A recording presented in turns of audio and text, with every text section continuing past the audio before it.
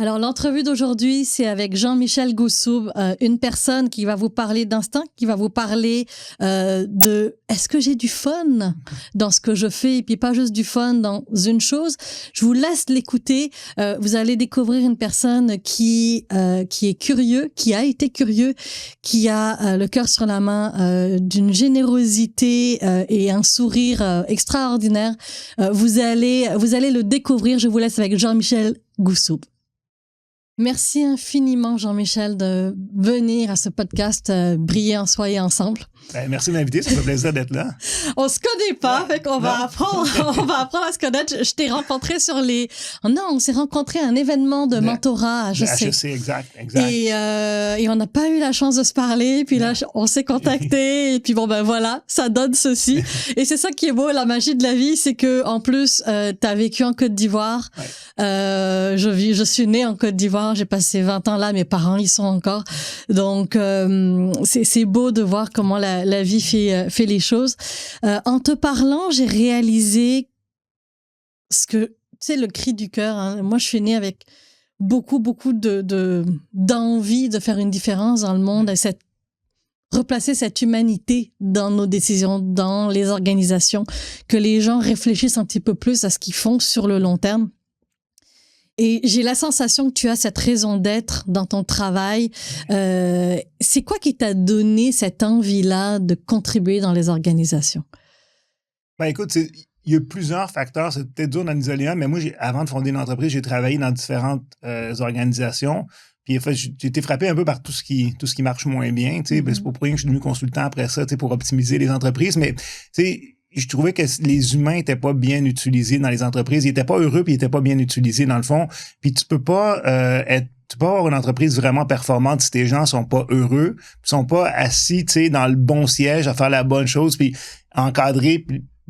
bien encadré, puis avec un plan de carrière qui est clair, tu sais, pour eux autres. Puis je trouvais qu'il y avait, en fait, ce que je vois à l'échelle industrielle, puis c'est vrai en politique, c'est vrai dans les entreprises, c'est un gaspillage de talent. Tu sais, ça m'a toujours frappé.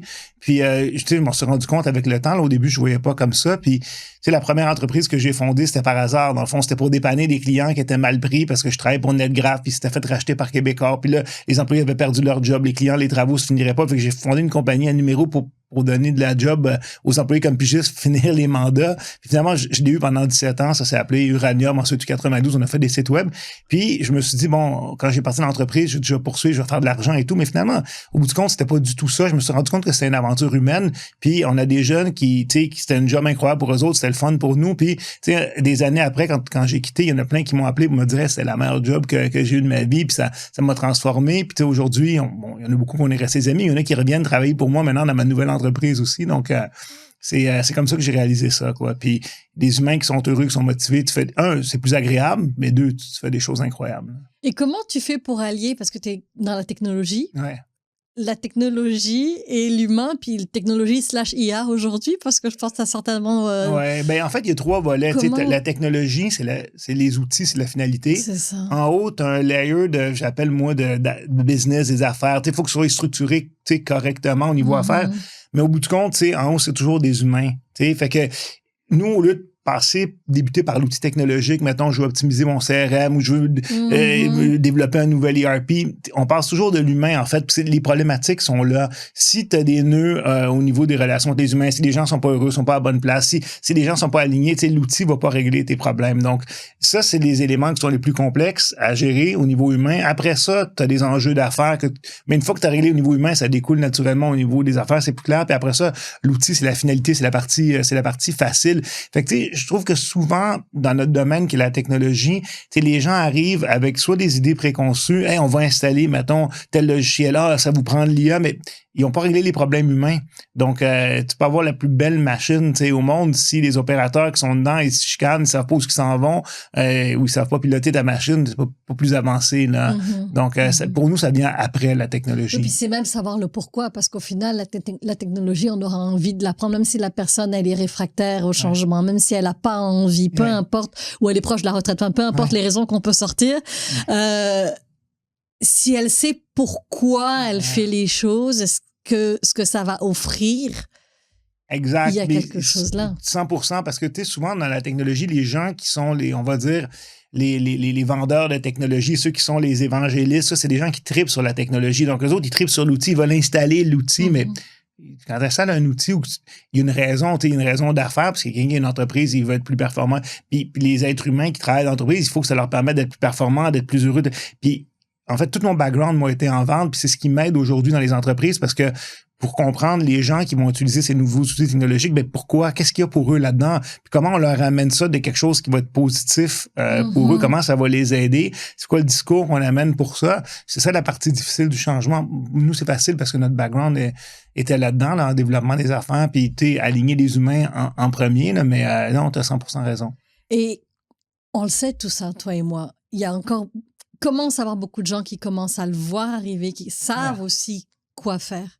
Qu'est-ce qui fait qu'il y a encore des personnes qui placent le chiffre d'affaires, les dividendes, en premier versus faire attention à nos équipes?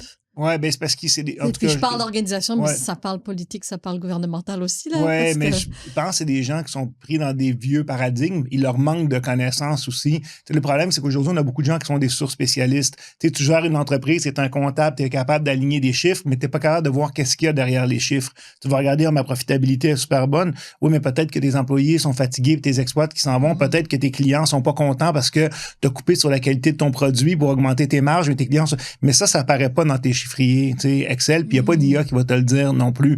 Fait que ça, c'est super important.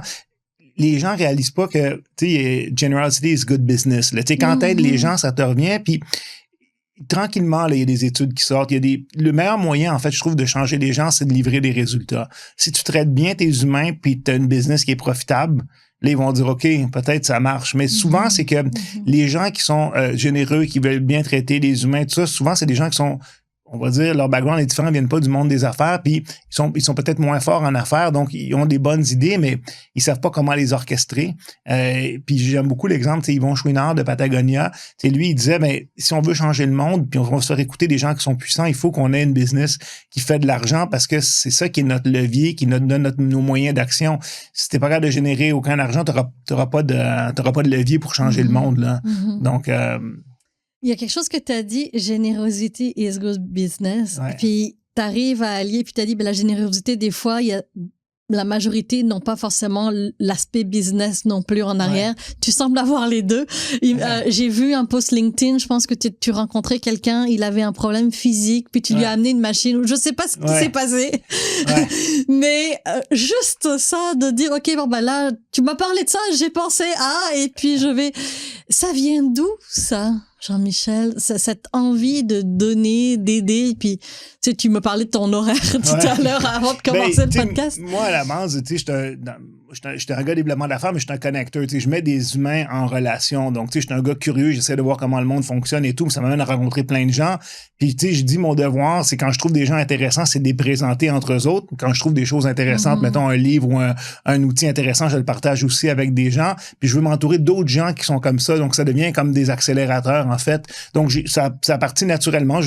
Moi, je suis né comme ça, mais ça a toujours donné des bons résultats. Fait que ça s'est juste amplifié avec le temps. Puis, je me suis entouré de gens comme ça. Puis, il y a des gens qui ont une grande influence sur moi. Là. J'ai un ami en Suisse, Ben, qui est un gars incroyable, qui m'a un peu aussi montré ça. Lui, c'est un gars qui est hyper connecté aussi, mais c'est un gars super généreux. Il a toujours des petites attentions et tout. Donc, je le connais depuis très longtemps. C'est une grande influence sur moi. Mes parents étaient comme ça aussi. Donc, j'ai rencontré des gens qui m'ont influencé. Il y avait déjà cette fibre-là. Ça s'est développé.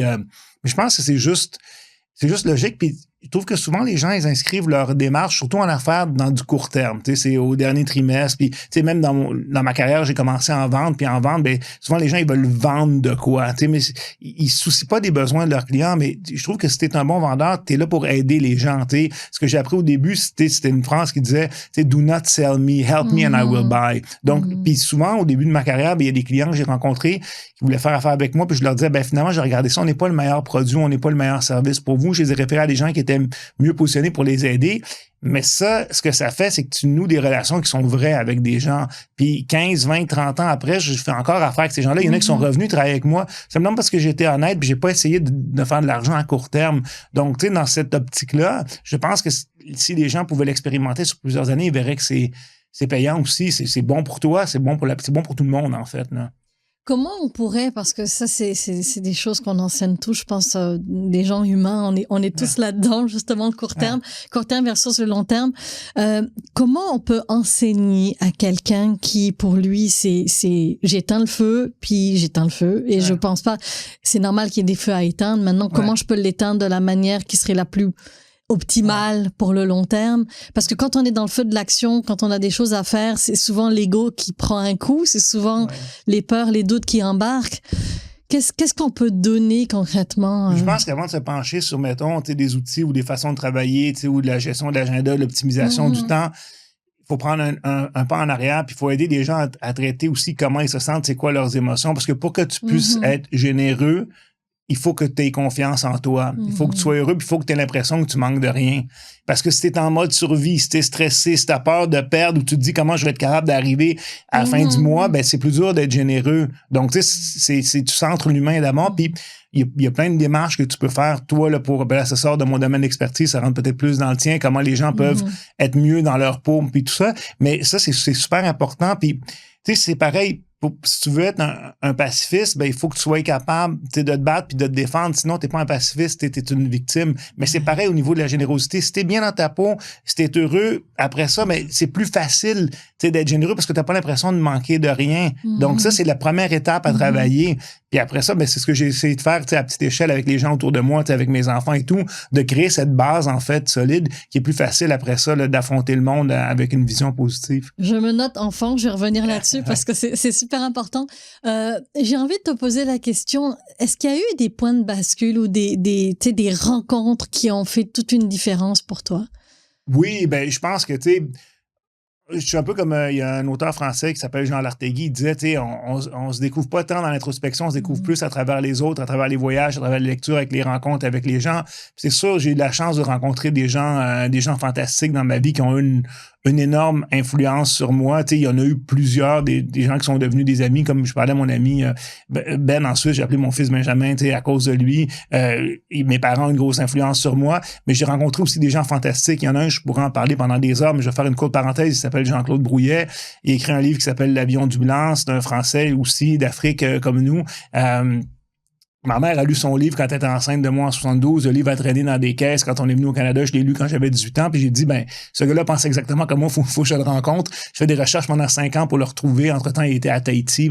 C'est un gars qui a fondé une compagnie d'aviation au Gabon qui s'appelait Transgabon. Il est devenu millionnaire. Pour ça, il était à Tahiti. Il a fait de la culture de la perle noire. Il a fait de la perle qui vaut le plus cher dans le monde. Longue histoire courte. Après des aventures rocambolesques, après ça, j'ai fini par le retrouver en Californie. Je l'ai appelé. Puis j'étais allé le voir en Californie. J'ai fait un road trip avec mon père. On a été là-bas. Puis c'est un gars, fantastique, que lui, super généreux, il a fait plein d'évacuations sanitaires avec ses avions, il a été décoré de l'ordre de la Croix de Malte, mais un gars, multimillionnaire, mais terre à terre. J'étais là-bas comme si j'étais son meilleur ami qui m'a accueilli, là. Puis ce gars-là a eu une énorme influence sur moi à travers ses livres qu'il a écrits, mais à travers la rencontre que j'ai eue aussi, parce que c'est un peu comme une idole pour moi, puis je l'ai vu, en chair et en os. En tout cas, pour la petite histoire, après ça, j'ai fait un site web pour lui, il n'y en avait pas, puis ça a permis à plein de gens à travers le monde de le retrouver. Chaque semaine, lui, il avait pas Internet, mais chaque semaine, je lui envoyais des fax que les gens m'envoyaient. J'ai envoyé par fax des emails ou des appels que les gens m'avaient fait, à lui en Californie. Puis, tous les gens étaient comme, Jean-Claude Brouillet, t'as changé ma vie, t'as eu un impact énorme sur moi et tout. Donc, pendant une dizaine d'années, j'ai vu toute la correspondance à travers la planète qui arrivait pour lui, puis je redirigeais à travers le site web que je l'ai fait gratuitement. Donc, ça m'a confirmé aussi que c'était pas juste mon impression à moi, il avait vraiment touché positivement des gens. Donc, lui, c'est un exemple parmi tant d'autres de gens qui ont une grande influence sur moi. Ça amène cette idée qu'on soit dans nos entreprises ou qu'on soit à notre compte. Enfin, moi, je suis toute seule dans mon entreprise. C'est d'avoir la big picture beaucoup plus, parce qu'au final, on part pas avec ça quand on décède, là. On part avec les connexions, on part avec les partages, les échanges qu'on a eus. 100%. C'est important de se mettre dans un environnement, puis de créer dans un environnement qui va nous influencer positivement, parce que notre état d'âme, il est super important. On vibre à une certaine fréquence, puis on attire à nous des gens qui vibrent comme ça. Si tu te lèves le matin en chialant que t'es pas content de ta journée, puis tout, mais tu risques d'avoir des événements désagréables qui vont succéder à ta journée, puis tu vas attirer ça. C'est un peu ésotérique quand on parle de ça comme ça, mais c'est la réalité. Fait que c'est super important des gens de qui on s'entoure. Il suffit d'une personne négative dans ton entourage pour ruiner ta vie. Donc, il faut que tu sois dans un environnement qui est content ou qui apprécie les qualités et les défauts que tu as, qui te permettent de donner le meilleur de toi-même. Pareil pour les gens et tout. Tu développes cet état d'esprit-là, puis après ça devient une sorte de cercle vertueux, en fait. Parce que là, tu attires d'autres éléments positifs, puis là, ça se renforce. Et donc, ouais. Je trouve ça extraordinaire. Comment aujourd'hui t'es capable, t'as des enfants, tu m'as dit tout à l'heure, t'en as combien? T'en as 2. T'en as 2. Le Seigneur m'a donné 2 mains, une pour chaque. Je ne pouvais pas gérer plus. J'en ai 2 aussi. Mais de pouvoir transmettre tout ce que t'as appris. C'est quoi les outils, tu penses, qu'on pourrait transmettre à ces jeunes générations-là? Moi, je coach même aujourd'hui des gens qui sortent d'université qui savent même pas comment rentrer dans le marché du travail parce qu'ils ont peur. Ouais. Je vais revenir à ce que je te disais au niveau de l'humain tantôt, c'est que si toi, tu es heureux, de confiance en toi, c'est plus facile d'être généreux, mais tu veux permettre à tes enfants d'arriver, d'être heureux, d'avoir confiance en eux, d'avoir des bonnes bases, pas juste au niveau de leurs connaissances, mais au niveau de leurs émotions aussi. Puis moi, le rôle de parent, ça, c'est un domaine qui m'intéresse beaucoup. Je le vois de 3 manières. C'est sûr que ta première job, c'est de garder tes enfants en vie. Il faut que tu les nourrisses, tu les habilles, tu les protèges et tout. Tu les empêches de faire des niaiseries. Mais la deuxième chose, c'est de les éduquer, de leur permettre de devenir indépendants et tout ça, de leur apprendre à vivre, à fonctionner. Mais l'autre élément qui est super important aussi, c'est d'en faire des bons humains, pas juste de bien fonctionner, mais d'être capable de changer le monde. Parce que je trouve que tout le monde, on a des talents, puis ces talents-là, il faut les exploiter pour rendre le monde meilleur. Donc, c'est ça que tu veux apprendre à tes enfants à découvrir leurs talents, puis à l'exploiter pour rendre le monde meilleur. Mais ton autre job de parent aussi, qui est super importante, c'est d'apprendre à tes enfants, pas leur apprendre, ils savent déjà, mais de pas les empêcher de rêver. Parce que la plupart des parents ont plein d'insécurités, puis ils clippent les ailes de leurs enfants avec leurs propres insécurités. Tu peux pas faire ça, c'est dangereux, tu peux pas réussir parce qu'eux ont pas atteint leur rêve, donc ils briment leurs enfants. Puis moi, je me suis toujours dit, je vais pas étouffer leurs rêves. Je vais leur dire, c'est beau d'avoir des grands rêves. Après ça, faut que tu travailles pour y arriver. Il y a rien de facile dans la vie. C'est pas parce que tu vois un influenceur sur Instagram qui dit devenir riche en travaillant 2 heures par semaine, ça marchera pas. Mais donc, ta job, c'est de leur permettre de continuer à rêver aussi. Fait que ça, c'est un élément super important. Ça, c'est dans la vision. Après ça, dans ton rôle de parent, je trouve que la plupart des parents, ils font ce que j'appelle du parenting passif. C'est-à-dire qu'ils gardent leurs enfants en vie, ils s'en occupent là, de loin, puis ils s'en occupent après ça s'il y a un problème. Le petit va couler à l'école, il va s'en occuper. Oh, il prend de la drogue, on va s'en occuper. Ah, il est en dépression, on va s'en... Mais sinon, il écoute la télé. Ça va bien. Ouais, ils prennent leur verre de vin, ils voient leurs amis, ils écoutent la télé, ils s'occupent pas des enfants. Alors que faut que tu sois plus actif, tu ailles au-devant des choses, parce qu'ils vont, puis c'est vrai avec tous les humains, pas juste avec les enfants, ils vont pas nécessairement venir te parler puis tout te raconter qu'est-ce qui va mal aussi, mais il faut que en tout cas, moi, je m'étais mis un parcours actif, je vais leur faire vivre telle expérience, je vais faire ça, fait que, je planifiais des choses, des scénarios pour leur permettre de grandir, étape après étape aussi, puis les gens oublient que le temps que tu passes avec tes enfants, pas du temps linéaire, c'est du temps composé. C'est-à-dire que le temps linéaire, c'est tu travailles, tu gagnes de l'argent, c'est linéaire, tu as un rapport direct. Tu vas au gym, tu t'entraînes, tu as des effets tout de suite. Le temps composé, c'est que pendant plusieurs années, tu investis puis tu vois pas nécessairement de résultats à court terme, mais ça arrive après 10, 15 ou 20 ans avec tous les intérêts composés qui vont avec. Donc, si tu as passé beaucoup de temps avec tes enfants quand ils sont jeunes, leur adolescence en général va être facile. Tu auras une bonne relation avec eux quand ils vont être adultes, mais c'est du travail qui aurait été fait des années avant. Alors que tu ne voyais pas une grande différence, parce que si toi, tu passes beaucoup de temps avec ton enfant de 5 ans, ton voisin en passe pas, tu ne verras pas de différence à court terme. Là. Puis les gens, on est beaucoup dans le court terme, fait qu'ils ne mesurent pas ça nécessairement. Oui, puis on parle d'enfants, puis moi, je tiens à en parler quand c'est possible, parce que c'est nos futurs leaders. Oui. Qu'aujourd'hui, on fait pour nos jeunes, pour nos enfants, c'est eux qui vont se retrouver dans l'entreprise demain. Oui, puis tu sais, ce qu'on a aussi aujourd'hui en termes de système scolaire, c'est un peu une tragédie. Tu sais, ma femme est prof de primaire, fait que je le vois là, tu sais, aux premières lignes. L'autre problème qu'on a, tu sais, la démocratie, c'est un outil qui est merveilleux, mais le problème, c'est que nos politiciens, ils vont d'expédient en expédient pour se faire réélire aux 4 ans. On a une population qui est vieillissante, fait qu'on fait plus de choses pour les vieux que pour les jeunes. 1, les enfants, ça vote pas, puis 2, ils sont minoritaires. Donc, tu sais, il faudrait changer ça parce que c'est ça le futur, là. Exact. Et c'est là aussi qu'on va vivre notre transformation. dans ton expérience, puis j'aimerais qu'on cible un peu les jeunes qui finissent de l'université, que j'ai aujourd'hui, qui se retrouvent des fois coincés, qui savent pas trop où se diriger. Tu sais, on a un diplôme. Hein, c'est très général. J'ai un diplôme d'un BA, j'ai un diplôme en gestion ou j'ai un diplôme d'ingénierie en ceci, mais dans quelle industrie, dans quoi? Ce serait quoi les outils? Enfin, moi, j'en ai, mais étant donné que tu parles d'enfants, je dis ça fait la continuité avec l'université. Qu'est-ce que tu pourrais donner ou comme idée de pistes de solutions à ces jeunes-là? Ben, c'est super intéressant ce que tu dis. Puis moi, je l'ai vécu, tu sais, à ma manière, parce que moi, dans mes études, j'ai fait mes études en sciences pures, j'ai fait une année à l'école polytechnique, je me suis rendu compte que c'était plus difficile que ce que je pensais, puis c'était pas possible pour moi de le faire avec mes capacités en même temps que je travaillais, puis j'avais une blonde, là, c'était trop, fait que je me suis fait éjecter après 1 an, puis c'était une grosse remise en question à cette époque-là, j'étais jeune, puis là, mes amis étaient dans d'autres écoles, puis ce que j'ai fait, en fait, c'est que j'étais parlé à plein de professionnels dans plein de domaines différents, parce que je me suis rendu compte que les orienteurs auto-cégep, ils connaissaient pas grand-chose, dans le fond, ils n'avaient pas travaillé, puis dans ces domaines-là, puis tu sais, de lire quelque chose, une description de tâche d'un poste, puis d'aller travailler en entreprise, c'est très différent. Fait que j'avais parlé à plein de monde dans plein d'entreprises différentes avant de choisir d'aller en relations industrielles puis de me spécialiser en ressources humaines. C'est que je dirais aux jeunes aujourd'hui, la beauté de la chose, c'est qu'ils sont pas pris comme, mettons, leurs grands-parents, donc nos parents étaient de une job, une carrière. Eux, il y a plein d'options, puis il y a plein de métiers qui arrivent qui n'existent pas aujourd'hui, mais qui vont exister dans 3 ans et tout ça. Donc, tu sais, il faut qu'ils voient leur formation comme une base, mais il faut qu'ils réalisent 2 choses. Ils vont devoir se former toute leur vie, puis apprendre, puis continuer à s'améliorer. Puis souvent, les éléments les plus importants pour le succès de leur carrière, ça va être leurs soft skills. Ce ne sera pas les hard skills qu'ils vont apprendre à l'école. Puis il y a des choses qu'on t'apprend pas à l'école. On t'apprend pas à comprendre les autres êtres humains, puis à les influencer, puis à te vendre aussi. Donc, tout ce volet des relations, c'est le plus important pour ta carrière, en fait, plus que ce que tu es capable de produire. Ben, à compétence égale, tu vas toujours mieux progresser dans une entreprise si tout le monde t'aime. Même à compétence inégale, même si t'es moins bon, si tout le monde t'aime, c'est plus facile. Donc, ça, c'est la chose la plus importante. Puis, aussi, je trouve que les gens sont très limités dans leur pensée. Tu sais, quand tu étudies dans un domaine, ben, tu fréquentes d'autres gens du même domaine et tout. Mais aujourd'hui, c'est pas tant de super spécialistes qu'on a besoin, ça en prendra toujours. Mais on a besoin de gens qui développent un big picture. Puis pour ça, mais il faut être curieux. Il faut que tu voyages. Il faut que tu lises des livres. Il faut que tu écoutes des vidéos, des podcasts, mais il faut que tu ailles rencontrer des gens qui travaillent dans plein d'industries différentes parce que souvent, ce qui va être des opportunités d'emploi les plus intéressantes, c'est que tu vas mixer 2 ou 3 disciplines. Toi, tu peux peut-être avoir une formation dans un domaine, mais tu vas avoir, mettons, 1 ou 2 associés ou patrons ou collègues qui, eux, vont avoir d'expérience dans d'autres domaines, puis ensemble, vous allez révolutionner le monde avec quelque chose de différent.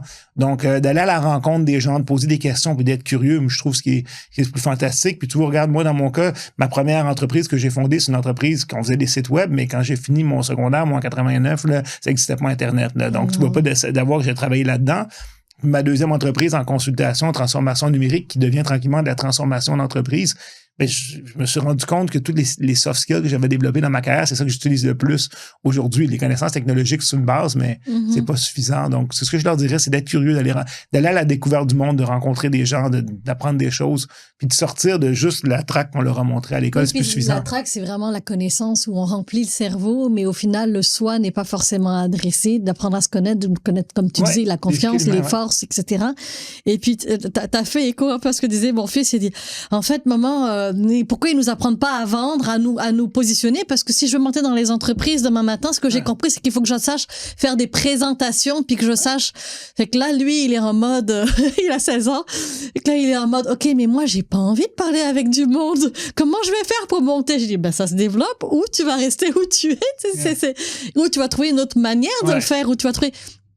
Fait que c'est vraiment important, tu sais, comme tu dis, c'est le savoir-faire, savoir-être. On est vraiment dans cet équilibre-là, j'ai envie de dire, mais le savoir-être va être très important demain matin. Enfin, aujourd'hui, on engage beaucoup aussi pour le savoir-être. Oui, puis on parlait d'IA tantôt, mais l'IA va prendre tous les jobs que j'appelle qui sont des hard skills, tout ce qui est un peu cerveau gauche, là, tout ce qui est de calculer les affaires, de faire, tout ça, là, la partie, on va dire, linéaire, l'IA va le faire sans problème, mais ce que l'IA fera pas, c'est tout ce qui est fondamentalement humain. Donc, tu sais, rêver, inspirer. Puis si tu veux avoir une job dans le futur, une bonne job, ben, si t'es capable de faire rêver les gens, de les inspirer, de les rendre heureux, de les faire sentir bien, ben ça, c'est des... Et savoir communiquer par la suite, tout ça. Exact. Ça, c'est des aptitudes humaines que l'IA fera jamais. Il va peut-être être capable de l'émuler un peu, mais il ne le fera jamais aussi bien que des êtres humains. Il y a d'autres domaines que l'IA va faire mieux que nous. Ça va être un outil incroyable. Je crois que ça va changer le monde, mais les skills humains, on va en avoir besoin plus que jamais. Ouais, j'aime ça ce que tu dis. Puis tout à l'heure, tu parlais d'industrie aussi, tu parlais de secteurs différents. Ouais. Aujourd'hui, avec ce que tu vois du Québec, c'est quoi l'avenir du travail dans les 5-10 ans que tu vois? Je dis pas que tu as une boule magique, là, non, mais ce que tu vis, ce que tu ressens aussi, parce que on a souvent nos intuitions qui kékennent, là. Ouais. Ben, c'est très dur de prévoir le futur, fait qu'on se risquera pas à ça, mais on peut prendre des points qu'on a vus aujourd'hui puis tracer des lignes, voir où ça s'en va. Ben, en fait, moi, ce que je vois, c'est que je pense qu'une grande partie du futur du Québec passe par les PME. C'est le tissu économique du Québec, donc ça, il faut garder ça en tête. Dans les nouvelles, on entend souvent parler des grandes entreprises, puis ils sont importantes aussi, mais les PME, c'est quand même ça qui est le cœur du Québec. Donc, je dirais aux jeunes qui vont peut-être se partir d'une entreprise ou chercher un job, c'est beaucoup considérer les PME aussi là-dedans. Puis après ça, l'avenir du travail, c'est que avant, tu avais, mettons, une spécialisation, puis tu avais une job, tu rentrais là-dedans, tu faisais ta carrière. Aujourd'hui, non seulement tu vas changer d'entreprise, mais tu vas changer de carrière aussi. Fait que je dirais, les jeunes, quand ils rentrent, ben, il faut qu'ils commencent à se planifier, qu'ils vont peut-être avoir plusieurs, pas juste jobs, mais plusieurs carrières aussi. Donc, se former, c'est super important. Après ça, on parlait, on a beaucoup de surspécialistes, mais de plus en plus, il y a une valeur énorme dans les entreprises pour des gens qui sont des généralistes, qui ont vu des choses qui sont ailleurs, qui sont capables de l'importer. Transférer. L'autre chose qu'on n'aura pas le choix au Québec, c'est d'augmenter notre professionnalisme, notre niveau de compétence. On a longtemps été protégé par la langue, un petit marché local et tout. Fait que, je veux dire, au niveau des entreprises, entre autres, au niveau des PME, le niveau de professionnalisme, de compétence, il n'est pas tout le temps là. Mais là, les compétiteurs sont mondiaux, là. Il y a l'IA qui se met là-dedans et tout. Donc, ça s'accélère, là. Tu peux pas, il y a des choses que tu peux pas niaiser avec ça. Il faut que tu sois performant aussi. Mais les gens, il faut pas les sous-estimer. Les gens de PME, c'est des gens super débrouillards aussi, plein de ressources et tout. Donc, ils vont être capables d'y arriver. Mais là, il faut se dépêcher de le faire maintenant. L'autre chose qu'on va voir, c'est qu'il y a un gros passage aussi de transfert d'entreprise. C'est beaucoup de gens âgés qui vendent leurs entreprises. C'est des jeunes qui vont les racheter ou qui vont en hériter avec une vision différente. Ils vont transformer ces entreprises-là. Donc, ça va beaucoup... Il y a beaucoup de domaines qui sont très confortables puis qui vont être en train de changer. Donc, je le vois dans certains de nos clients, là, je pense à Globocam dans le camion lourd, là, c'est une business familiale, là, c'est un jeune Maxime qui a repris ça de son père, qui a racheté la business, qui a tout transformé ça. Puis lui, il change toute l'industrie du camionnage au complet. Donc, avec des choses beaucoup plus modernes, c'est intéressant de voir ça. Et après ça, c'est pas oublier qu'il y a beaucoup de domaines de pointe qui vont arriver dans les prochaines années qui n'existent pas aujourd'hui. Puis la dernière chose, c'est la relation employeur-employé va changer. Avant, tu avais un employeur, tu avais des employés, il y avait une relation de dépendance. Maintenant, on est habitué à travailler à distance. Il y a des outils, que ce soit LinkedIn ou autre, Teams qui nous permettent de travailler à distance aussi. C'est plus facile de trouver les talents aussi. Donc, je le vois plus comme une relation d'équilibre. Aujourd'hui, j'ai une entreprise, j'ai besoin de certains talents. Toi, tu es travailleur autonome, tu en as besoin ou tu es employé. Mais on s'associe ensemble. Donc, la relation est très, très différente. Donc, les employés ou les consultants qui sont capables ou les pigistes qui sont capables de marketer leurs skills encore là, puis de se vendre, ça va être encore plus facile pour eux autres. Mais l'architecture du travail change aussi. Tu vois, ma première entreprise, les gens me demandaient tout le temps, c'est en 2001, c'est où sont vos bureaux, puis combien vous êtes d'employés? Puis avec celle que j'ai aujourd'hui, on ne m'a jamais posé la question. On travaille tous de la maison, on est une petite équipe, on est 6 avec un réseau de consultants. Je pense que ça va aller beaucoup plus d'entreprises comme ça qui sont décentralisées. On a certains consultants avec qui on travaille, que c'est pas des employés, mais ils ont d'autres clients aussi, mais on fait tellement de mandats ensemble qu'ils font partie de l'équipe aussi. Donc, c'est des structures d'entreprise qui sont différentes. Puis le fait qu'on ait le travail à distance, ça permet de recruter des talents qui sont beaucoup plus loin. Une de nos employés, elle est basée au Saguenay, donc avant, ça n'aurait pas été possible. Maintenant, on travaille à distance. Donc, c'est de garder ça en tête, ça va beaucoup changer la nature du travail aussi. Mais ça nous demande d'être flexible, puis il n'y a plus le moule, en fait. C'est d'oser sortir de ce moule-là pour créer quelque chose de wow qui répond à un besoin. Oui.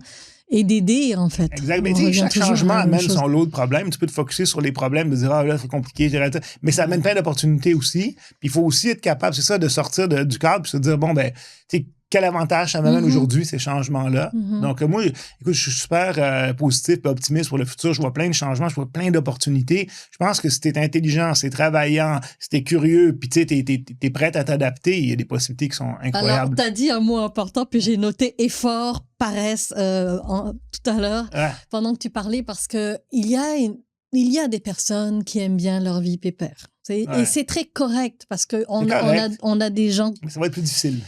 Alors, c'est ça que je voulais voir pour ces personnes-là. Bon, mais ça va être plus difficile, donc d'oser savoir c'est quoi les conséquences. Tu sais, on parlait de nos enfants, de ne pas trop les couver. Bon, ma fille, à un moment donné, très jeune, je leur ai appris, j'ai dit, écoute, tu peux le faire. Moi, je te dis que c'est ça qui va se passer, tu vas te blesser. Mais c'est tes conséquences. Puis à 12 ans, elle m'a dit, maman, je sais que tu as peur pour moi. Laisse-moi vivre mes conséquences. Fait que maintenant, elle me répond, puis là, elle en a 15, puis c'est encore pire. Fait que maintenant, je suis là. Je dis, chérie, je suis là. Mais ça reste toujours une question de conséquences. Puis je veux revenir à ce point-là d'effort, c'est de dire, OK, le monde est en transformation. Tout le monde change, les gens changent, la manière de travail change. Il y a énormément de changements au niveau dans tout, technologique, économique et social, etc. Il y a de nouveaux paradigmes qui arrivent. Si j'embarque pas, ça va être plus difficile, ça va être plus lourd. Oui, mais je le vois même. Qu'est-ce que je choisis? Je le vois même un peu différemment. Tu sais, puis là, je vais peut-être porter un jugement de valeur, là, vous m'en excuserez, mais je pense que les gens qui ont une vie, comme tu dis, un peu plus pépère et tout, c'est juste des gens qui ont pas trouvé une job qui les passionne. Puis dans le temps, c'était beaucoup plus difficile parce que les opportunités étaient limitées. Tu sais, t'allais travailler à l'usine, au gouvernement, tu faisais ton temps, 25, 30 ans, tu prenais ta retraite après, puis c'était ça, puis t'acceptais que ta job, ben, c'était pas ta vie, puis c'était un peu plate, mais si tu gagnais des sous, aujourd'hui, il y a tellement de possibilités que tu peux soit trouver, soit te créer une job qui te passionne. Mais si la job te passionne, ça te dérangera pas de travailler, t'auras pas le goût d'avoir une vie pépère parce que tu vas triper dans ce que tu fais. Ça va allumer quelque chose. Oui, tu vas utiliser ton talent pour changer le monde. T'sais, nous autres, en tout cas, je le vois là, avec des gens avec qui je travaille, puis même chez nos clients, quand tu es avec des gens passionnés, t'as pas l'impression que t'as pas l'impression de travailler. Tu fais tes affaires, t'as du fun. Fait que si les gens trouvaient des jobs qui les passionnent, ce serait beaucoup plus facile de surfer le changement puis tout ce que ça demande comme travail aussi. Là, donc, ça allume, mais ça prend encore une fois un effort à faire dès le début. Je reprends encore les enfants ces temps-ci. Je trouve ça un peu difficile, pour être honnête, parce que ils sont adolescents, puis j'ai un cerveau, j'ai des outils, j'ai appris tellement de choses. Puis de savoir, j'observe que je te laisse revenir quand tu auras besoin de moi au final, tu sais. Alors que j'ai tellement de choses que j'aimerais leur dire et leur enseigner pour trouver leur why, pour trouver... Ou des fois, c'est les rencontres. Comment t'as géré, je sais pas, tu disais qu'il y en a une qui part, il y a une personne qui part de la maison, un enfant qui part. Comment t'as géré cette période-là d'adolescence? En fait, il faut que tu saches qu'à l'adolescence, les enfants, on était pareil. Moi, je me rappelle comment j'étais à leur âge. Ça m'aide à dealer avec comment ils sont avec moi aujourd'hui. Fait que, tu sais, à cet âge-là, à l'adolescence, tu sais tout, là, tes parents ne savent rien, puis toi, là, tu sais tout, puis t'es invincible. Ça, il faut que tu te souviennes de ça. Fait qu'il faut que tu acceptes de ça. Tu peux juste, tu sais, montrer l'exemple, en fait, puis nous, on fait beaucoup de choses ensemble, fait que tu peux les amener à vivre des aventures, puis dans les aventures que tu vas vivre, ils vont regarder, par exemple, qu'est-ce que tu fais, puis ils vont pas te le dire, mais si tu fais quelque chose de bien, ils vont le noter. Tu comprends? Ils vont pas dire, hey, bravo, je vais faire comme toi, là, surtout pas, là. Mais ils vont apprendre, puis en leur faisant vivre des expériences qui sont différentes, ils vont trouver des choses qu'ils aiment. Tu vois, mon plus vieux, lui, il va avoir 21 ans, là, au mois de septembre. Lui, il étudie à Polytechnique, en génie logiciel, c'est sa passion. Tu sais, lui, il tripe, tu sais, depuis longtemps, là, sur la programmation, puis tout ça. Puis là, il veut changer le monde avec ça, c'est parfait. Plus jeune, très différent, lui, il a essayé plein d'affaires, il était acteur, il a fait plein de choses et tout. Puis là, aujourd'hui, sa passion, on l'a découvert ensemble, c'est tout ce qui est la chasse, la pêche, puis tout ça. Mais tu vois, on l'a déménagé à Bécomo la semaine passée parce qu'il va étudier en gestion de la faune. Lui, c'est sa passion. Fait que, oui, c'est beaucoup de travail. Il a déménagé à Bécomo, loin de ses parents. Il est jeune, il a 17 ans, là. Mais pour lui, là, il tripe au bout. Il est avec d'autres jeunes qui sont passionnés comme lui et tout. Puis là, il va faire une job qu'il aime. Fait que, c'est ça que je trouve qui est fantastique. J'aime ça. J'ai envie, tant qu'on est là-dedans, comment tu gères trouver une job que j'aime, payante ou pas? Oui. Tu peux trouver une job que t'aimes qui est payante, ça existe aussi. C'est juste plus de travail. C'est ça. Souvent, parce que tu sais, il y a des jobs qui payent pas forcément. Je te donne un exemple. Moi, ma fille, à un moment donné, c'était esthéticienne. mais va être esthéticienne à la télé ou va être esthéticienne, tu sais, c'est d'arriver à trouver, en fait, maquilleuse ou... Bon, c'est plus le cas aujourd'hui, mais tu sais, c'est arrivé où là, j'ai dit oui, mais ça va être 2 autres jobs. Comment tu fais quand tu as... Puis ça, c'est vrai même pour des entrepreneurs, tu sais, qui sont dans des marchés tellement niches, qu'ils ont du mal, ou je tripe dans ce que je fais. Il y a un marché, mais il est pas assez payant, puis ils ont pas forcément... les sous non plus. C'est toujours cette histoire où t'es déchiré entre ce qui vibre là et que tu sens qu'il faut faire et le concret. Ben, tu sais, je pense c'est le concept s'appelle Ikigai, là, le concept, tu sais, entre ce que t'aimes faire, ce que t'es bon, puis ce que le monde a besoin, là, tu sais, tout mettre ça ensemble. Je vais donner un exemple comme, tu sais, moi, j'avais une entreprise web que j'adorais, on a fait ça pendant 17 ans et tout, sauf que le marché a changé, les plateformes sont arrivées, les employés gagnaient plus, on s'est volé par les startups, les employés, puis les clients payaient de moins en moins. Fait que, tu sais, c'était devenu un red ocean. Au début, quand on est rentré là-dedans, on était des pionniers, on changeait le monde, mais à la fin, comme entrepreneur, on travaillait de plus en plus pour de moins en moins de rendement. Mais quand j'ai quitté, je me suis posé la question, qu'est-ce que j'ai appris là-dedans? Il y a les hard skills que j'ai appris, mais toutes les soft skills aussi. Puis comment que je peux les monnayer différemment? Puis en fait, c'était juste en parlant du monde. Je me suis pas assis chez nous, j'ai fait un plan, je vais devenir consultant. J'ai plein d'anciens clients qui m'ont appelé, peux-tu m'aider avec ça? Puis en travaillant avec des gens, je me suis rendu compte, pour ce temps, il y a un trou dans le marché.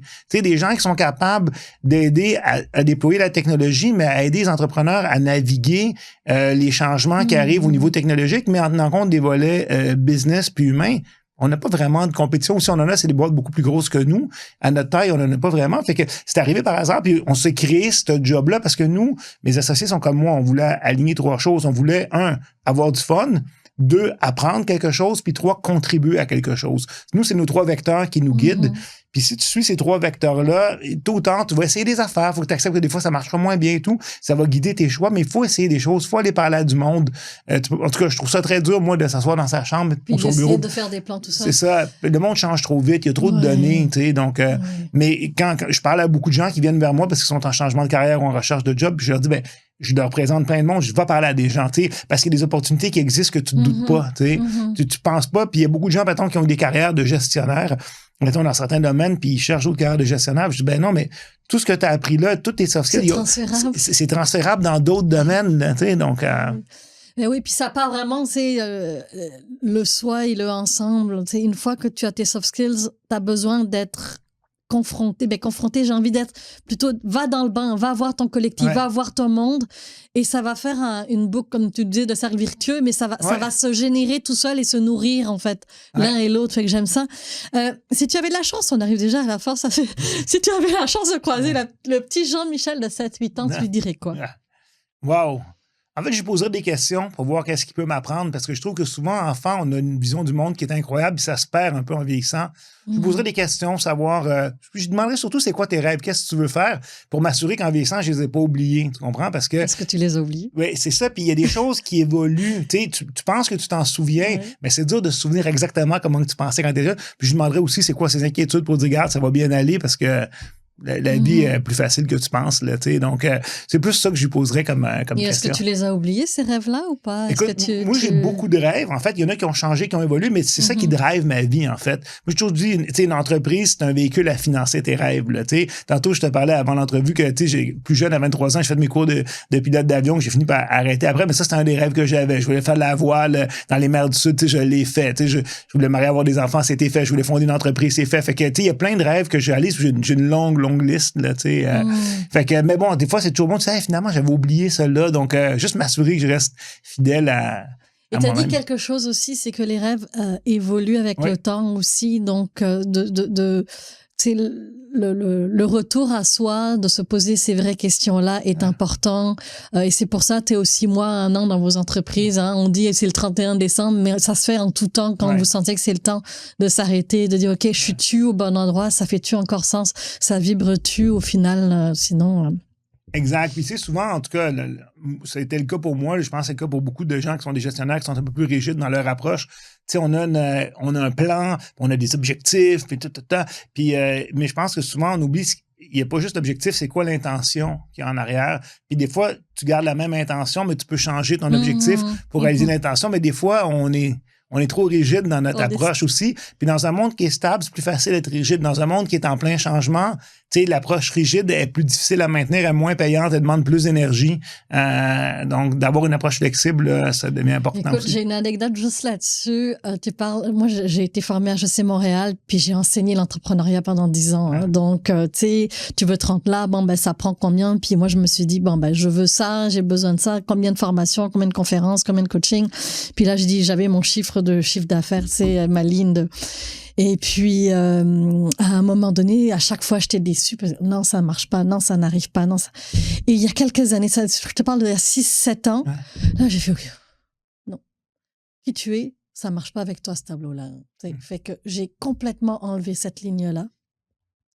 Puis je me suis mise au service de l'univers. Puis j'ai dit, OK, guide-moi juste parce que je veux plus réfléchir avec lui. Je vais utiliser lui quand il y aura matière à. Mais pour le reste, je me laisse guider. Puis je veux juste parler à du monde intéressant. Et ben, il y a eu un switch, Jean-Michel. C'est un peu ce que tu disais, là.